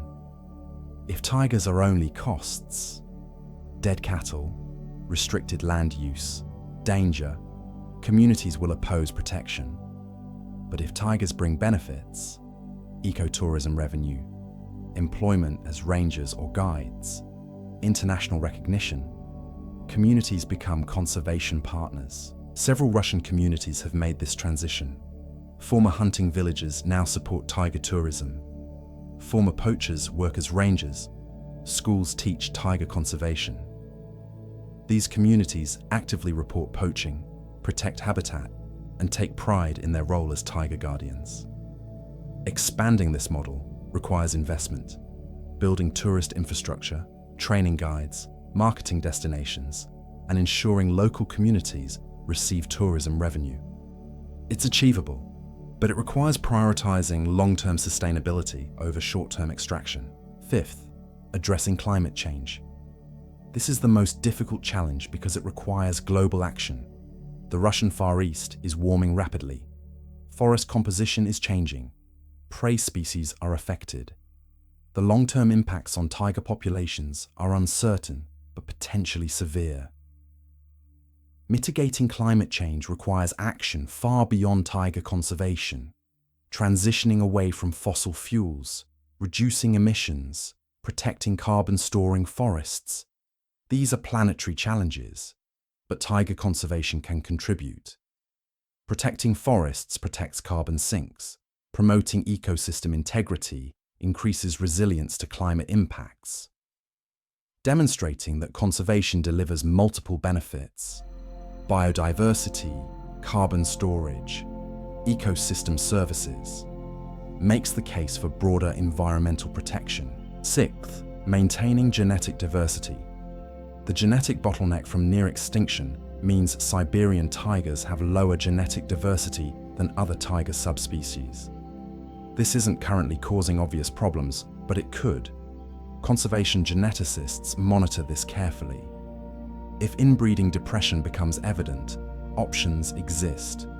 Carefully managed breeding between individuals from different areas can increase genetic diversity. In extreme cases, genetic material from other tiger subspecies could be introduced. Controversial, but possible. The captive population serves as a genetic reservoir. While captive breeding shouldn't replace wild conservation, it provides insurance. If wild populations crashed again, captive animals could theoretically be reintroduced, though this would be a last resort. So, returning to our question, can humans save the last 500 Siberian tigers? The answer is unequivocally yes. We know what's needed. We've demonstrated we can do it. The recovery from 40 to 500 proves this. The question isn't ability, it's commitment. Saving Siberian tigers requires sustained effort across decades. It requires funding, political will, international cooperation, and community support. It requires saying no to short-term gains that threaten long-term survival. It requires valuing wildness, apex predators, and intact ecosystems. These are choices, not inevitable, not automatic, but choices humans can make or fail to make. The encouraging news is that many humans are making the right choices. Rangers patrol forests, scientists study populations, organizations raise funds, governments establish protections, communities protect habitat. Every day, people work to ensure tigers survive. The concerning news is that this work is never finished. Conservation isn't a problem you solve and then move on from. It's an ongoing commitment, requiring vigilance and resources indefinitely. Tigers survived for millions of years without human help. They adapted to ice ages, competed with other predators, evolved into apex predators supremely suited to their environments. They don't need humans to teach them how to be tigers. They need humans to stop destroying their habitat, to stop poaching them, to protect the prey they hunt, to give them space to exist. That's all. It's simultaneously simple and incredibly difficult. 500 tigers exist because people decided they should continue to exist. Whether that number grows to 1,000 or 5,000 or shrinks back toward extinction depends on whether people continue making that decision. The tigers themselves will do what tigers do: hunt, breed, defend territory, raise cubs. They're good at being tigers. Evolution saw to that. Humans must be good at being stewards, at recognizing that we share this planet with other species, that their survival matters, that a world with tigers is better than a world without them. Not because tigers benefit humans directly, though they do, regulating prey populations, maintaining ecosystem health, inspiring wonder, but because they have intrinsic worth. They exist. They have existed for millions of years. They deserve to continue existing. This isn't sentimentality. It's recognition of our responsibility. We have the power to cause extinction or prevent it. With that power comes obligation. The Udeji people, who lived alongside tigers for thousands of years, understood this. They called the tiger Amber, the Great One, the Forest Lord. They recognized its power, its importance, its place in the natural order. Modern conservation is, in some ways, rediscovering what indigenous peoples always knew. Humans and tigers can coexist. We can share the forest. We can both survive, but it requires respect, restraint, and conscious choice. 500 tigers represent those choices made correctly. They represent rangers who removed snares, scientists who studied populations, politicians who established reserves, communities that protected habitat, organizations that funded conservation, individuals who donated, advocated, and cared. 500 tigers represent hope that humans can reverse the damage we've caused. That extinction isn't inevitable, that when we commit to conservation, it works. The question for the next 50 years is whether we'll maintain that commitment, whether we'll expand protected areas, fund rangers, address climate change, reduce demand for wildlife parks, support local communities, and prioritize long-term ecological health over short-term economic exploitation. The answer will determine whether future generations can experience a world with wild Siberian tigers, whether the largest cat on Earth continues to patrol the taiga, to hunt deer through winter forests, to raise cubs in mountain dens, or whether they become merely a memory, surviving only in photographs, video, and stories. Once, the largest cats on Earth walked these forests. The choice is ours. The outcome is still undecided. 500 tigers wait in the balance. Night deepens in the Bikin River Valley. The temperature continues to drop. 28 below zero now. Clear skies, brilliant stars, absolute stillness. The female tiger has returned to her den with her cubs. They fed well today. 2 feedings from the deer kill. Tomorrow, they'll return once more. Then the carcass will be finished. Then she'll hunt again. But tonight, rest. The cubs are curled together, deeply asleep. Their bellies are full. They're warm, pressed against their mother and each other. Safe in this moment, in this den, in this territory, their mother defends. She remains partially alert, as she always does. One ear listening to the forest, her nose processing the cold air for information, her eyes half open, watching the den entrance. Nothing threatens tonight. No sounds of danger, no sense of other predators. just the quiet forest, wrapped in winter, breathing softly. She settles more deeply into rest. Her massive head rests on her paws. Her tail curls around one cub. Her breathing slows. This is what millions of years of evolution created. This moment, this tiger, these cubs, this forest, this is what conservation protects. Not just a species, not just a population number, but this. A mother tiger resting with her cubs in a winter den, safe for the night, survival assured for another day. She doesn't know she's one of 500, doesn't know her species teetered on the edge of extinction, doesn't know that humans nearly destroyed her kind, then chose to save them, doesn't know that her survival depends on decisions made in distant offices, on funding allocated, on rangers patrolling, on laws enforced. She only knows this forest, this territory, these cubs. This is her world, complete and sufficient. Tomorrow she'll wake, patrol, hunt, teach. The daily work of being a tiger. The ancient patterns, unchanged by history or human intervention. She'll do what tigers have always done.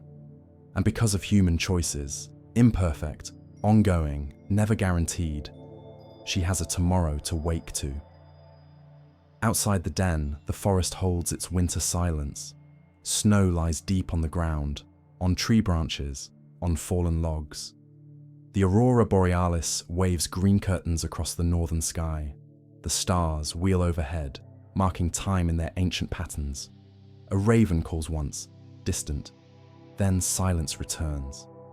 The tiger and her cubs sleep. The forest shelters them. The night passes. This is the world as it should be. As it can be if humans continue choosing it. 500 tigers. The number is both fact and hope. A statement of where we are and a promise of where we might go. Can humans save them? We already have. The question now is whether we'll continue saving them. The answer lies not in the forest, but in human hearts and human choices. In whether we value wildness enough to protect it. In whether we recognize that a world with tigers is worth the effort. The female tiger doesn't need to know any of this. She simply lives, sleeps, hunts, protects. She is a tiger doing what tigers do. We must be humans who ensure she can continue. Let the sounds of the winter forest carry you through the rest of the night. Wind moving through bare branches, the settling of snow, the creak of frozen wood, the distant call of an owl, the breathing of sleeping tigers. These sounds have echoed through these forests for thousands of years. With commitment, with care, with conscious choice, they can echo for thousands more. Rest now. The tigers rest. The forest rests. Tomorrow brings new challenges, but tonight, peace. The wild continues. Let it carry you to sleep.